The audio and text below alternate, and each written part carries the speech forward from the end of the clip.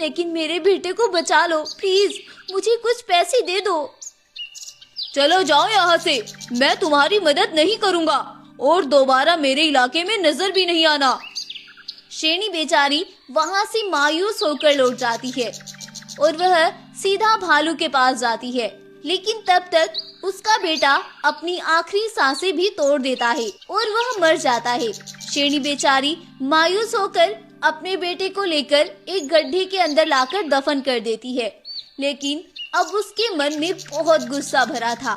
वो कुछ भी करके उन दोनों को खत्म कर देना चाहती थी। वो उन दोनों को अपने बेटे का कातिल समझने लगती है। कुछ दिन ऐसे ही बीतते हैं और शेरनी हर दिन मौके की तलाश करती है। कुदरत भी उसके साथ थी। एक दिन सुबह सवेरे बाला शेर जब जंगल में घूम रहा था तो वह घूमते घूमते एकदम से जमीन पर गिर जाता है और उसे पूरा जंगल घूमता हुआ नजर आता है।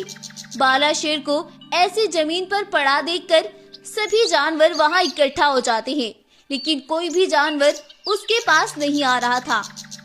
अब शेर बोलता है, अरे मुझे कोई उठाओ, अरे कोई भालू डॉक्टर को ही बुला लाओ। शेर के पुकारने पर भी कोई भी जानवर उसके पास तक नहीं आता है। तभी शेरनी भी वहां आ जाती है और वो जब शेर का यह हाल देखती है तो बोलती है, आज तुम्हें एहसास होगा कि दुख क्या होता है। उस दिन मैं भी तुम्हारे पास अपने बेटे की जिंदगी की भीख मांगने आई थी, लेकिन तुमने मेरे साथ जो सलूक किया था उसका सिला तुम्हें मिलना ही था। अब लाओ अपने पैसे को निकाल कर और उससे अपनी खुद मदद करो। और अभी तो रुको जरा, मैं अभी तुम्हें बताती हूँ। अब शेरनी जल्दी से दौड़ कर जाती है और एक बोतल मिट्टी के तेल की लेकर आती है और उसे शेर के ऊपर छिड़क देती है। अरे शेरनी, ये तुम क्या कर रही हो? ऐसा मत करो, मैं तुमसे माफी मांगता हूँ। चाहे तो तुम मेरा सारा खजाना अपने पास ही रख लो, लेकिन मुझे मत मारो। लेकिन शेरनी इस जालिम शेर की एक भी नहीं सुनती है और उसे आग से जला देती है और शेर वहीं पर जलकर मर जाता है।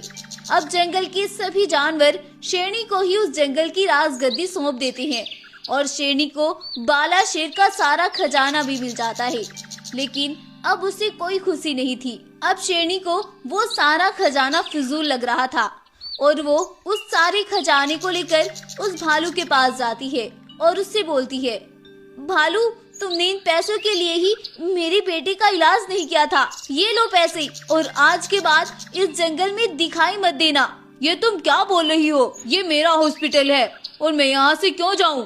तुम शायद नहीं जानते कि ये मेरा जंगल है और मैं इस जंगल की रानी हूँ। मैं जिसे चाहूँ